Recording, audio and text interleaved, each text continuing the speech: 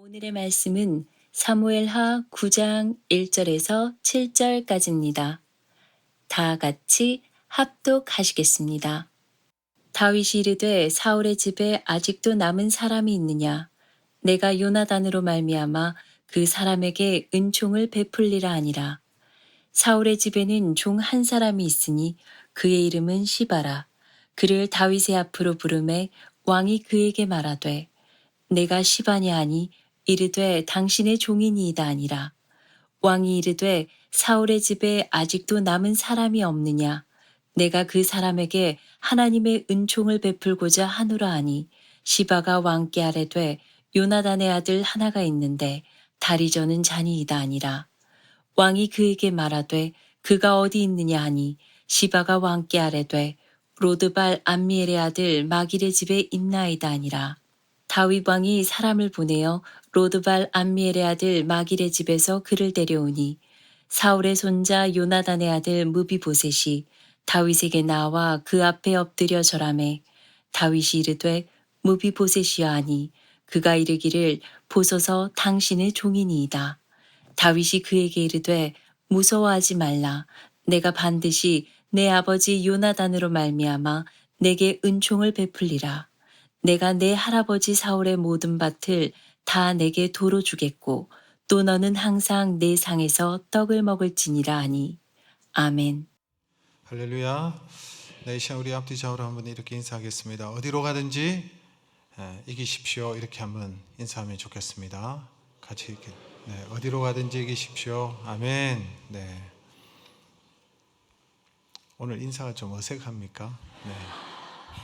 이기고 승리합시다. 이게 나았던 것 같아요. 그죠? 네, 오늘도 우리 다윗의 인생을 우리가 살펴보면서 우리의 중간 모델로 또 다윗의 모습을 살펴보면서 우리가 함께 은혜를 받기를 원합니다. 우리나라 옛날 민담에 여러 가지 이야기, 재미있는 이야기들이 많이 내려오지 않습니까? 그 중에 한 가지를 제가 소개하면 호랑이 한 마리가 웅덩이에 빠졌어요. 그 웅덩이가 너무 깊어가지고 호랑이가 빠져나오질 못하는 것입니다. 며칠을 지내다 보니까 호랑이는 이제 굶어 죽을 지경에 되었습니다. 근데 마침 산길을 가던 나그네가 이 호랑이를 발견한 것이죠. 그래서 호랑이가 살려만 주면, 나그네를 보고 살려만 주면 은혜를 갚겠노라고, 살려달라고 그렇게 빌었습니다. 호랑이를 불쌍히 여긴 이 나그네가 이 호랑이를 건져준 것이죠. 근데 이 호랑이가 밖으로 나와서는 마음이 변해가지고 살려주면 은혜를 갚겠다고 했는데 마음이 변해서 내가 너무 배가 고파서 너를 잡아먹어야 되겠다, 이렇게 나오는 거예요. 나그네는 이럴 수가 없다. 네가 은혜를 베푼다 해서 내가 건져주었는데 이럴 수는 없는 거다. 나는 너무 억울하다. 그래서 재판을 우리 받고 재판에 따라서 우리가 행하자, 그렇게 된 것입니다. 그래서 그 둘이 재판을 받으러 가는데 먼저 소에게 물어보았습니다. 소에게 나그네는 억울하다 그러고 뭐 이 호랑이는 잡아먹어야 된다고 얘기하고 자충치쟁을 다 얘기했더니 이 소가 하는 말이 이런 말을 하는 것입니다. 사람은 우리를 죽도록 일만 시키고 마지막에는 우리를 잡아먹기까지 하니 사람이 나쁘다. 그래서 잡아먹으라는 거예요. 그러니까 이 나그네는 억울해서 아니 다시 한번 재판을 받아보자. 그래서 이번엔 나무에게 가서 물어봅니다. 나무에 가서 얘기했더니 나무가 하는 말이 사람은 우리 가지를 꺾을 뿐만 아니라 때로는 통째로 잘라가니까 사람이 얼마나 나쁘냐, 잡아먹어야 된다, 이렇게 얘기하는 거예요. 나그네가 이제 이 말을 듣고는 야, 이제 큰일 났다, 이제 죽을 판이구나, 그렇게 생각하는 찰나에 토끼가 한 마리 지나가는 거예요. 토끼에게 물어봅니다. 토끼에게 마지막으로 한 번 더 재판을 받아보자고 해서 토끼를 불렀습니다.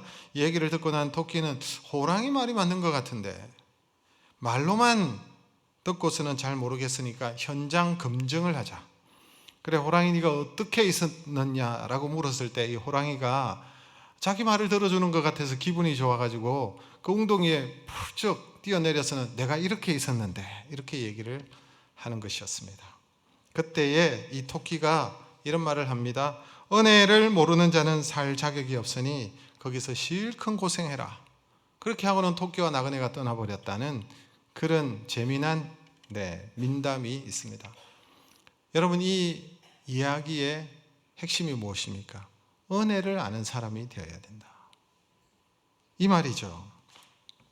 은혜를 모르는 사람은, 은혜를 저버리는 사람은 살 자격이 없다. 그런 의미로 우리가 생각해 볼 수 있습니다. 여러분, 우리 기독교는 무엇을 강조합니까? 은혜를 강조합니다. 그래서 은혜의 종교다 이렇게 말을 하죠. 여러분, 다른 타 종교는 다 무엇을 강조합니까? 행함을 강조합니다.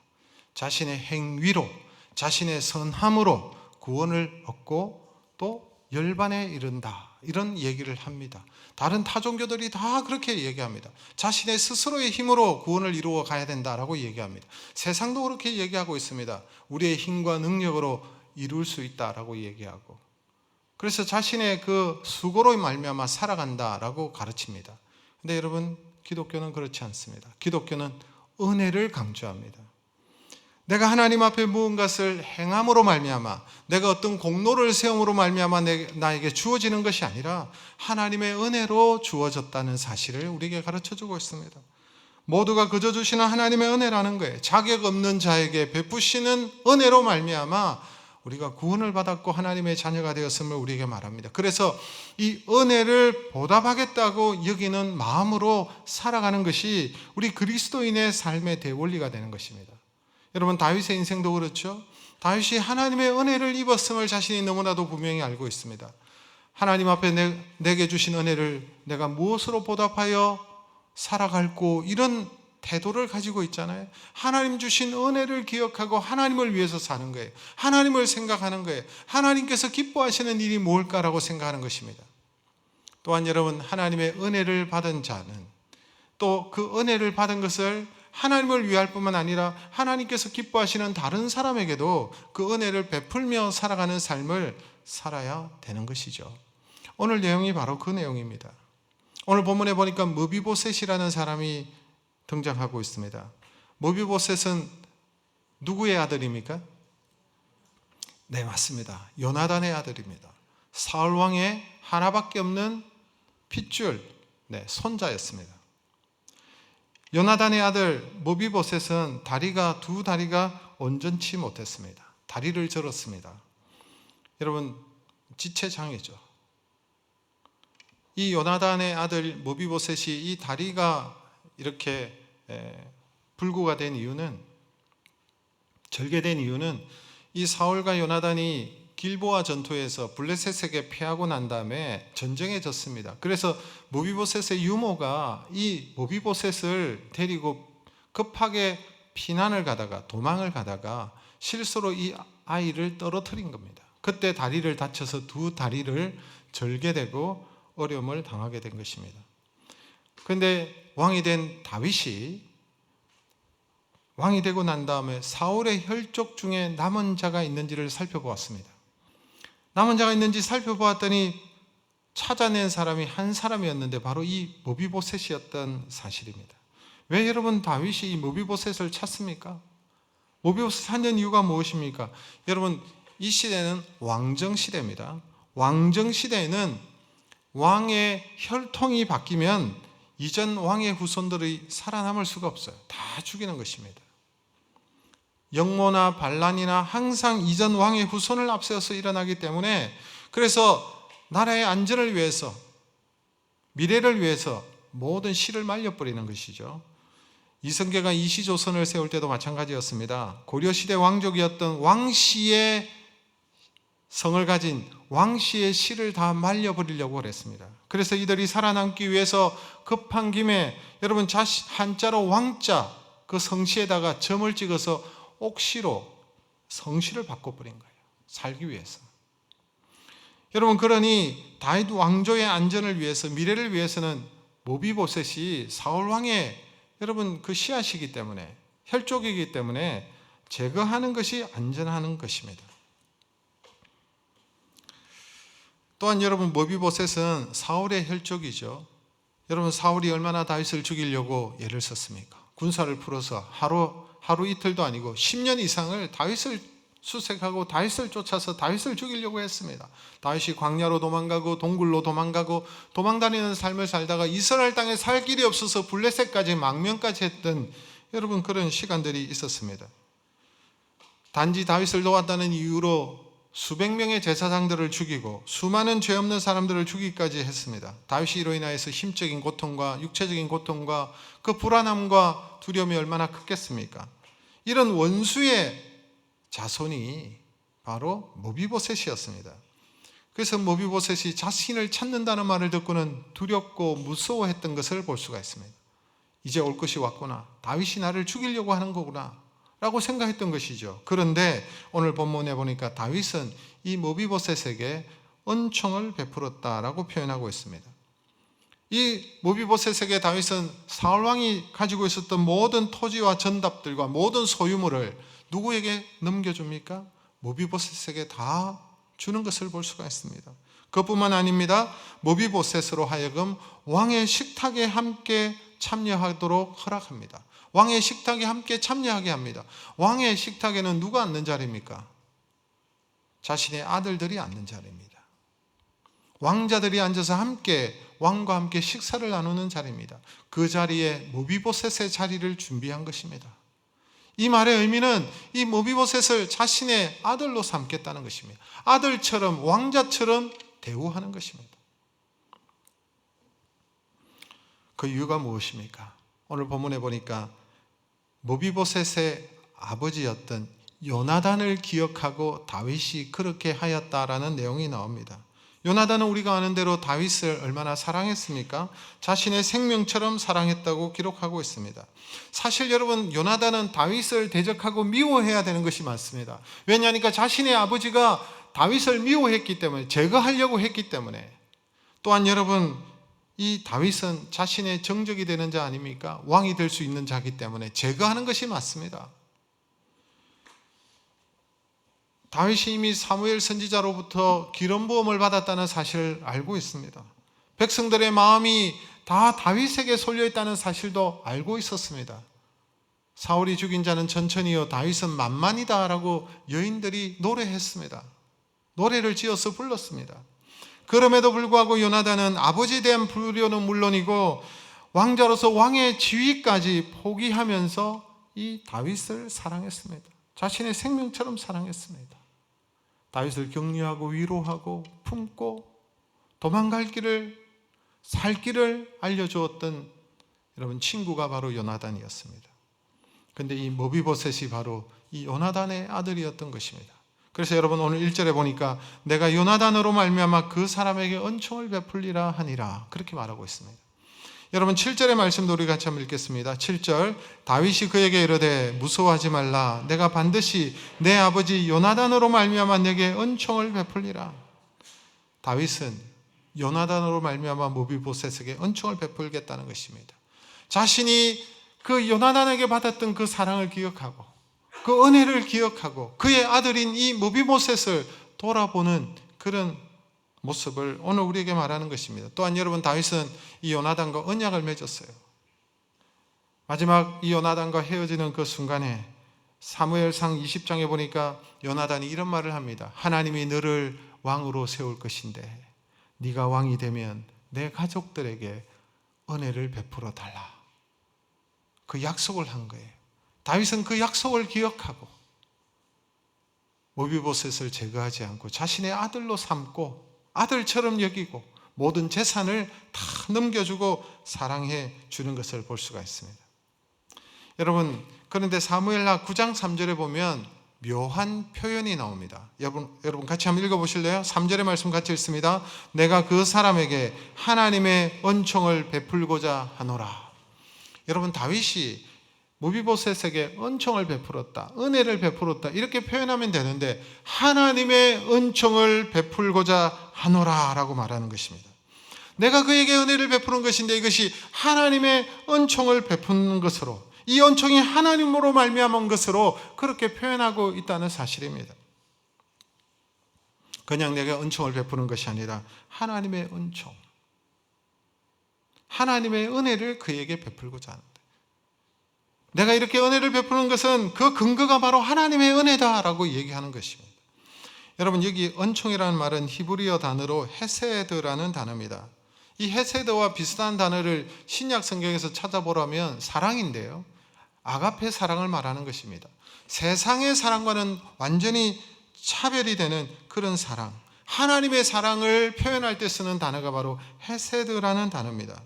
이 헤세드, 이것은 아가페와 같은 단어인데 중요한 성경의 단어입니다. 구약에만 보면 이 헤세드라는 단어가 250회 이상 나타나고 있는 것을 볼 수가 있습니다. 이것은 세속적인 사랑, 남녀 간에 주고받는 사랑, 사람들이 주고받는 그런 사랑과 전혀 차원이 다른 하나님의 독특한 성실성을 두고 뿌리를 두고 있는 사랑을 표현할 때 헤세드라는 이 단어를 쓰는 것입니다. 이 헤세드라는 단어는 또한 조건 없는 사랑을 얘기합니다. unconditional, 아무런 조건이 없이 베푸는 사랑을 말하는 것입니다. 이 헤세드의 사랑과 조금이라도 닮은 사랑을 생각해 본다면 바로 부모가 자식을 사랑하는 그 사랑과 가장 유사하지 않을까 생각합니다. 그러나 부모의 사랑은 한계가 있죠. 부모도 부족하지요. 베풀 수가 없는 거예요. 하나님의 사랑을 말하는 것입니다. 이처럼 은총이란, 은혜란 아무한 일도 없는데, 아무런 자격이 없는데, 아무런 다시 되갚을 방법도 없지만 무조건적으로 베풀어주는 사랑을 말하는 것입니다. 모비보셋이, 이 다리를 저는 이 사람, 어떠한 소망도 없는 이 사람, 죽어야 마땅한 이 사람에게 베풀어지는 그런 사랑과 같은 것입니다. 그가 어떤 상태에 있든지, 그가 무엇을 하든지, 그가 어디에 있든지 그 사랑을 받을 만한 가치가 있는지 여부는 불문하고 베풀어지는 조건 없는 사랑, 그 사랑이 바로 헤세드입니다. 저주받아 마땅한 사람이, 진노를 받아 마땅한 사람이, 죽어 마땅한 사람에게 오히려 그를 불쌍히 여기고 그를 선대하고 그에게 베풀어주는 사랑이 바로 하나님의 사랑입니다. 저와 여러분이 이 사랑을 여러분 받았는 줄 아십니까? 저와 여러분이 이 사랑을 하나님으로부터 받은 줄로 믿습니다. 하나님의 은총으로 말미암아 죄로 인하여 분명 하나님과 원수되고 하나님께 대적되고 하나님 앞에 저주받은 인생인데 하나님께서 아무런 자격이 없는 우리를 사랑해 주신 것입니다. 우리는 하나님을 배반하고 하나님을 떠나고 각기 제 길로, 죄악의 길로, 하나님을 대적하는 길로 떠났지만 그럼에도 불구하고 하나님은 우리를 사랑하셔서 자신의 아들을 내어주셨어요. 그 아들의 죽음으로, 이 대속의 죽음으로 말미암아 우리를 구원해 주시고 하나님의 자녀로 삼아 주시고 우리를 이끌어 주신 것입니다. 그래서 로마서 5장 8절에 이런 말씀이 있잖아요. 우리 같이 읽겠습니다. 우리가 아직 죄인 되었을 때에 그리스도께서 우리를 위하여 죽으심으로 하나님께서 우리에 대한 자기의 사랑을 확정하셨느니라. 우리가 아직 어떤 상황이었을 때에? 죄인 되었을 때에. 우리가 아직 죄인 되었을 때에, 우리가 어렵고 우리가 사랑을 받을 만한 그런 자격이 있을 때에 그리스도께서 우리를 위하여 죽으신 것이 아니라 우리가 죄인 되었을 때에, 우리가 하나님의 저주 가운데 있을 때에, 하나님과 원수된 가운데 있을 때에 그리스도께서 우리를 위하여 죽으심으로 말미암아 하나님께서 그 아들을 우리에게 내어주심으로 말미암아 우리가 하나님의 사랑이 우리에게 주어졌다라는 것입니다. 여러분, 에베소서 2장 8, 9절의 말씀도 우리 같이 한번 읽도록 하겠습니다. 너희는 그 은혜에 의하여 믿음으로 말미암아 구원을 받았으니 이것이 너희에게서 난 것이 아니요 하나님의 선물이라. 행위에서 난 것이 아니니 이는 누구든지 자랑하지 못하게 함이라. 여러분, 성경은 너무나도 분명하게 얘기합니다. 구원을 우리가 받았는데 이 구원은 은혜에 의하여 우리에게 주어진 것이라고 얘기하는 거예요. 하나님의 선물이라고 얘기하는 거예요. 우리의 행함이나 우리의 의로움이나 우리의 선함으로 말미암아 우리가 구원을 받은 것이 아니라고 분명히 얘기합니다. 그러므로 우리가 구원받은 이 사실로 인하여서 우리가 자랑할 수 없다라고 말하는 거예요. 누구를 자랑해야 되는 것입니까? 오직 하나님. 하나님께서 우리에게 은혜를 베푸시고 하나님께서 우리에게 구원을 베푸셨기 때문에 우리는 오직 하나님께 영광을 돌리고 하나님을 찬양하는 것입니다. 교회는 여러분 사람을 찬양하는 곳이 아닙니다. 사람을 찬양하는 순간에 그 교회는 여러분 부패하고 타락된 것입니다. 다윗은 이 하나님의 은혜와 은총을 아는 사람이었어요. 비천한 목동에서 자신을 택하여 주신 그 은혜를 아는 사람이었어요. 수많은 위기에서 건져주신 그 은혜를 아는 사람이었어요. 자신을 왕으로 세워주신 것도, 이스라엘의 통일을 이루어 주신 것도, 주위의 모든 나라를 평정하고 나라의 안정을 주신 것도 모든 것이 하나님의 은혜다. 헤세드의 은혜다. 그래서 내게 주신 이 은혜를 내가 무엇으로 보답하며 살고 나는 백향목궁에 거하거늘 여호와에게는 천막 가운데 그의 휘장 가운데 있도다라고 생각하면서 하나님을 생각하고 어떻게 하면 하나님을 기쁘시게 할까라고 생각했을 뿐만 아니라 하나님께서 자신에게 주신 그 은혜를 기억하고 그 은혜를 흘러보내고 은혜를 베푸는 그런 인생의 삶을 살아가는 것을 볼 수 있습니다. 그래서 모비보셋에게 그의 아버지 요나단을 기억하고 그에게 여러분 사랑을 베푸는 거예요. 모비보셋의 입장에서도 마찬가지입니다. 모비보셋은 여러분 원래 살 소망이 없었습니다. 죽음의 날만 기다리고 있는 사람 아닙니까? 육체적으로 여러분 죽음에 가까운 사람이었습니다. 불구였습니다. 자기 스스로 자신이 쓸모없는 자라고 생각했었습니다. 또한 자신의 할아버지 사울이 다윗 왕을 그렇게 죽이려고 했던 사실도 알고 있었습니다. 다윗의 왕권과 다윗의 나라의 안전을 위해서 자기는 죽어야 되는 운명을 타고났다고 생각하여 여러분 그렇게 산 소망이 없는 그런 삶을 살고 숨죽이면서 숨어 지내던 그런 상황이었습니다. 100번을 생각해도 죽는 길 외에는 답이 없는 인생이 바로 모비보셋과 같은 인생이지 않습니까? 그런데 다윗은 요나단을 보고 모비보셋을 사랑합니다. 아들처럼 여깁니다. 여러분 마치 하나님께서 예수 그리스도를 보시고 나를 사랑하시는 것과 같습니다. 나는 자격이 없지만 예수 그리스도의 그 보혈로 말미암아 예수 그리스도의 그 대속의 죽음으로 말미암아 그 사랑으로 말미암아 예수로 말미암아 나를 사랑하시고 우리를 사랑하시는 거예요. 예수 그리스도로 말미암아 하나님께서 우리를 자녀 삼아 주신 거예요. 다윗이 요나단으로 말미암아 그 모비보셋을 자신의 식탁에 참여했던 것처럼 예수 그리스도로 말미암아 하나님의 자녀로 삼으시고 우리를 왕의 식탁으로 초대해 주시는 것입니다. 사울 왕의 모든 재물과 물질을 땅을 토지를 그 모비보셋에게 물려주는 것이. 모비보셋은 자기가 죽는 줄 알았습니다. 다윗이 자신을 찾는다는 생각을 할 때 가슴이 털컥 내려앉았을 거예요. 이제 죽을 때가 되었구나.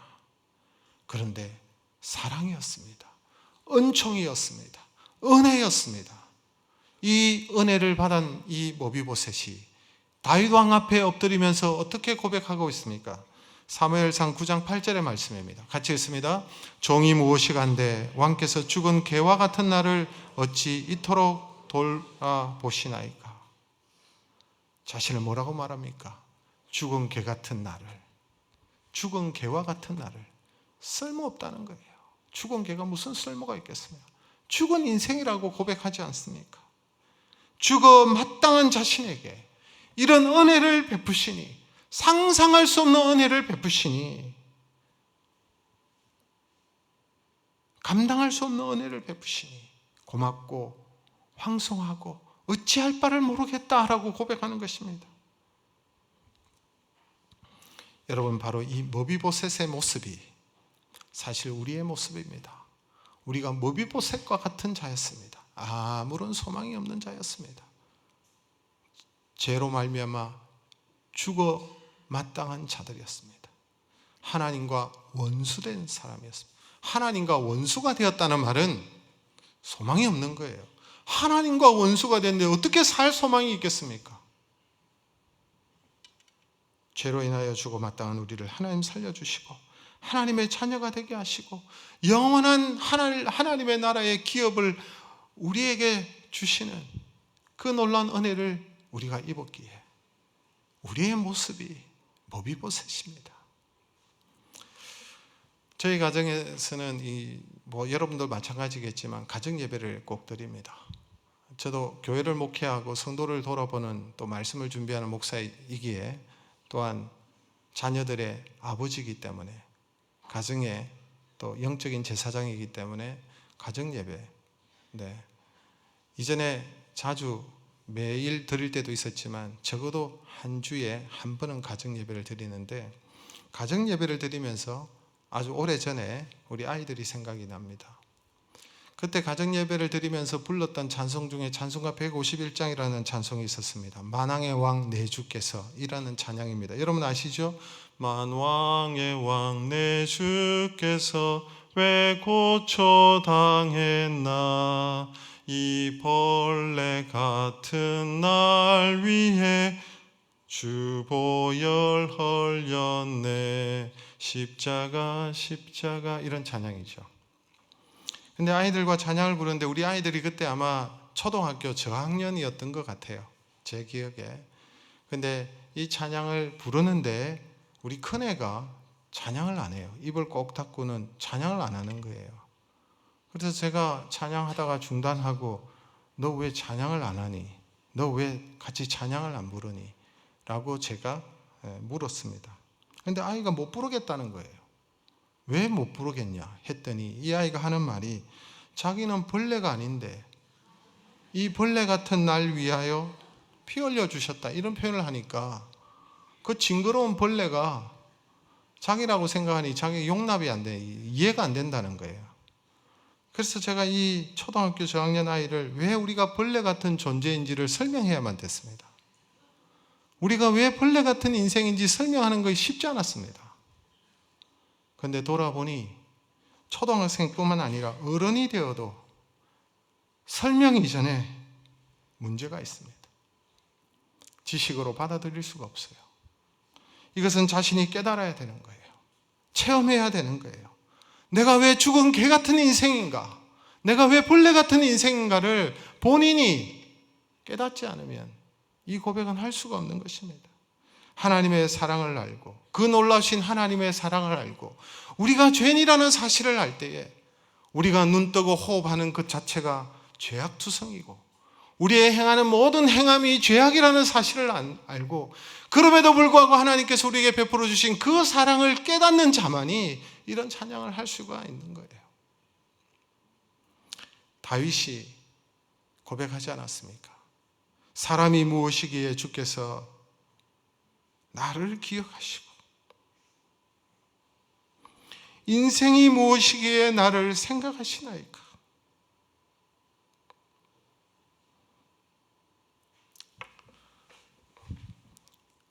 그렇습니다, 여러분. 내가 무엇인데, 아무것도 아닌 인생인데.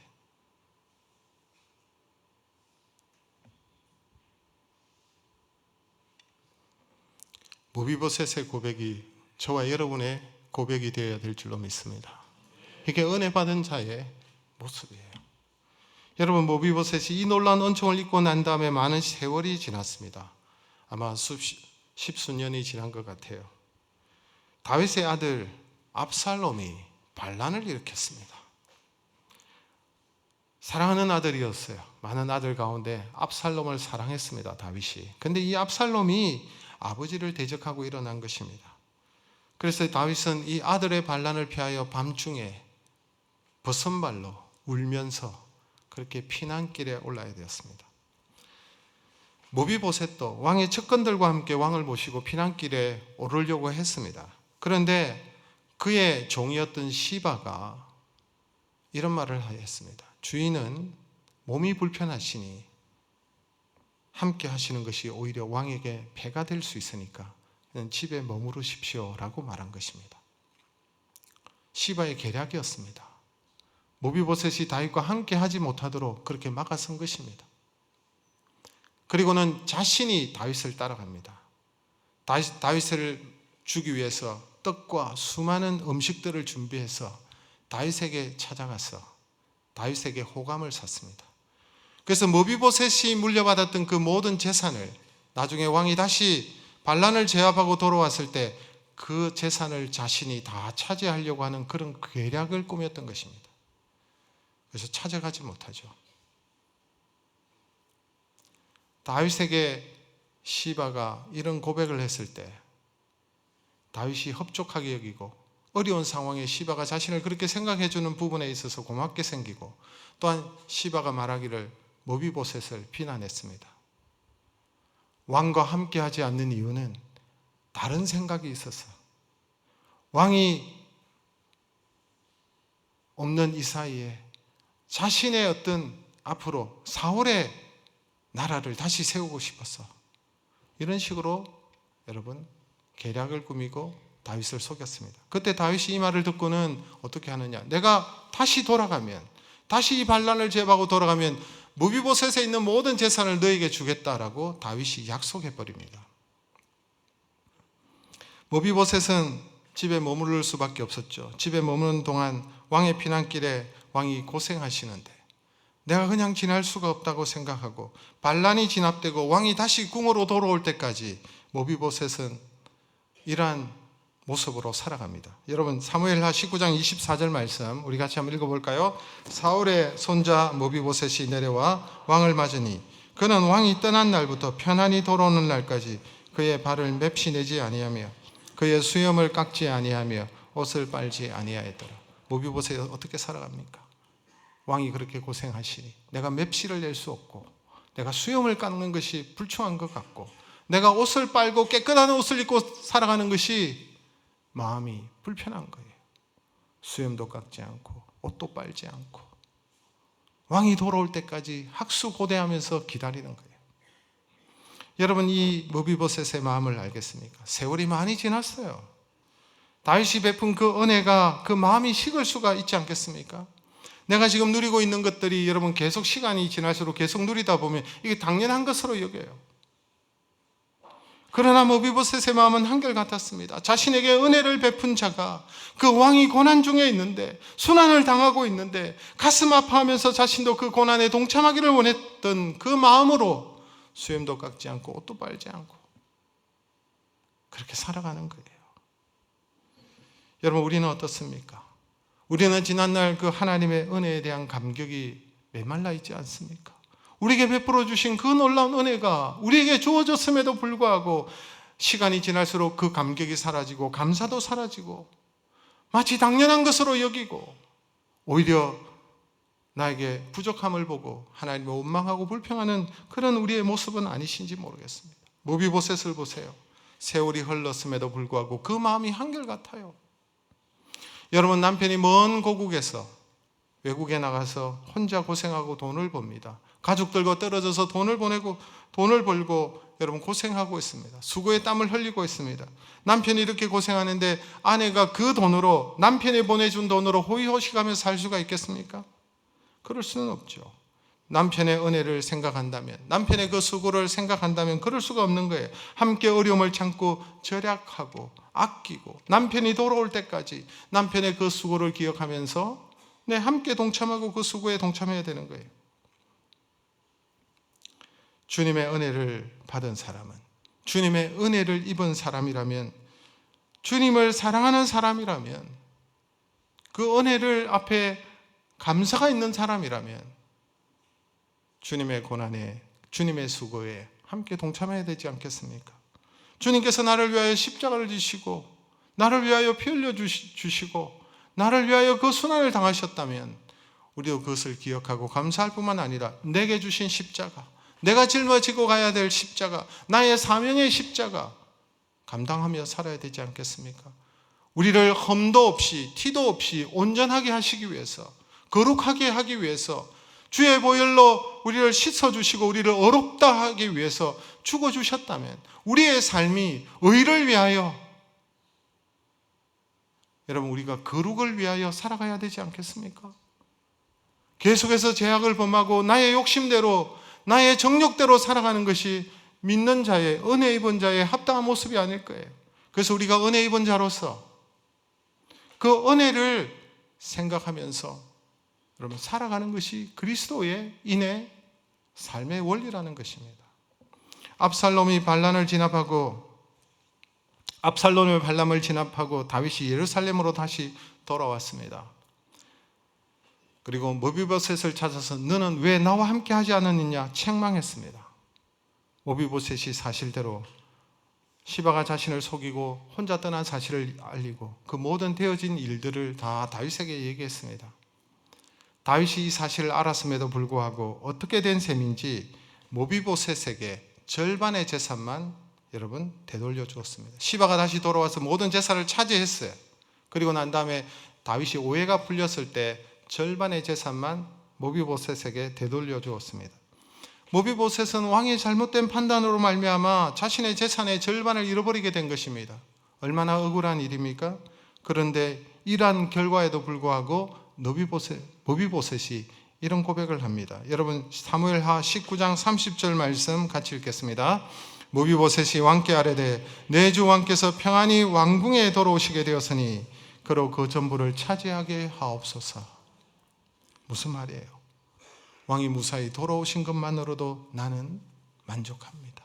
왕이 무사하시고 다시 돌아오셨으니 나에게는 다른 소원이 없습니다. 이 재산 시바에게 다 주셔도 됩니다. 아무 상관이 없습니다. 그는 그 이전에 그 옛날에 자신의 그 고백처럼 자신이 이미 죽은 사람이고 이 죽은 자를 살려주실 뿐만 아니라 왕의 상에 왕의 음식에 참여하는 자로 당신의 아들처럼 여겨주신 것만으로도 나는 족합니다. 내게 받은 은총을 생각할 때 이 재산은 아무것도 아니니 이 재산은 없어도 됩니다. 그에게 주십시오. 왕이 주셨고 왕이 가져가시는데 제가 거기에 무슨 토를 달 수가 있겠습니까? 제게는 아무 상관이 없습니다. 왕께서 돌아오신 것만으로도 나는 감사하고 족합니다. 모비보셋의 마음입니다. 여러분 보세요. 모비보셋도 은혜를 아는 사람이었어요. 자신의 과거를 아는 사람이었어요. 죽을 수밖에 없었던 자신에게 은혜를 베풀어 주신 그 다윗을 향한 그 마음이 여러분 한결같았던 사람이었습니다. 여러분은 무엇을 잃어버리고 계십니까? 여러분은 무엇을 잃었습니까? 여러분은 무엇 때문에 지금 낙심하고 계신 분이 계십니까? 다시 생각해 보십시오. 그것 때문에 하나님의 은혜가 희미해질 수 없습니다. 내 모든 것을 잃는다 해도 우리는 하나님의 은혜, 그 은혜가 퇴색될 수가 없습니다. 이미 구원받았고 하나님의 자녀된 것만으로도 세상의 것 조금 없어지고 사라진다 할지라도 하나님의 은혜가 퇴색될 수가 없는 거예요. 여러분 모비보셋은 다윗이 무사히 돌아온 것만으로도 행복했습니다. 만족했습니다. 우리도 하나님의 은혜를 기억한다면 뭐가 좀 안 돼도 내 생각대로 안 돼도 내 계획대로 안 되어도 채워지지 않아도 내가 뭔가를 잃어버려도 나의 건강에 문제가 생겨도 왜 나에게 하나님께서 나에게 이런 어려움을 주십니까? 왜 나의 이 필요를 돌아보지 않습니까? 하나님 섭섭하고 하나님을 생각할 때 마음이 불편하고 하나님이 원망스럽습니다. 우리가 그렇게 얘기할 수 없습니다. 그 하나님의 베푸신 은혜만을 생각할 때 그 베푸신 그 은혜만으로도 우리는 만족할 수 있어야 되는 것입니다. 내가 어떤 자리에 처해도 주님이 높임을 받으시고 주님이 찬양을 받으시고 주님이 영광이 되신 것만으로도 만족할 수 있어야 될 줄로 믿습니다. 저는 이 모비보셋의 마음을 보면서 모비보셋을 깊이 묵상하면서 너무나도 아름답고 감동이 되다 못해 가슴이 저려왔습니다. 하나님의 은총 앞에서 우리도 끝까지 이렇게 살 수 있으면 얼마나 좋겠습니까? 모비보셋과 같은 그 마음으로 받은 은혜에 감사하는 마음으로 그것으로 족하며 살아갈 수 있으면 얼마나 좋겠습니까? 사실 우리가 하나님으로부터 받은 은혜는, 은총은 모비보셋이 받은 그 은혜와는 비교할 수 없는 십자가의 은혜가 우리에게 주어졌습니다. 사도 바울도 하나님께서 베푸신 그 은혜를 너무나도 잘 알고 그 은혜를 가슴에 품고 살지 않았습니까? 이전에 자신은 포행자요, 핍박자요, 죄인 중에 괴수라고 표현했습니다. 하나님을 대적하고 그래서 저주를 받아 마땅한 자였지만 하나님의 말로 닿을 수 없는 은혜와 사랑을 받았으므로 그의 삶이 완전히 바뀝니다. 그 평생을 하나님의 은혜에 감격하며 살아가고 그 평생을 감사와 기쁨으로 주를 위하여 복음을 위하여 자신의 모든 것을 드리는 삶을 살아가는 것을 볼 수가 있습니다. 사랑하는 성도 여러분, 저와 여러분도 은혜 입은 자들입니다. 은혜 받은 자들입니다. 모비보셋처럼 쓸모없는 자요, 소망 없는 자요, 아무런 가치 없는 자였지만 하나님께서 예수 그리스도를 통해서 우리를 초청해 주셨습니다. 왕의 자리로, 왕의 식탁의 자리로, 당신의 아들로, 자녀로 삼아주셨습니다. 그리고 하나님의 영원한 기업을 상속받을 자로 삼아주셨습니다. 그러므로 저와 여러분들도 평생 하나님의 은혜 입은 자로 감사와 감격으로 오직 하나님께 영광을 돌리고 우리에게 베풀어 주신 그 은혜를 흘러보내는 그런 복된 삶, 다윗처럼 머비보셋과 같은 그런 마음으로 하나님 앞에서 살아가는 저와 여러분 되시길 주의 이름으로 축복합니다.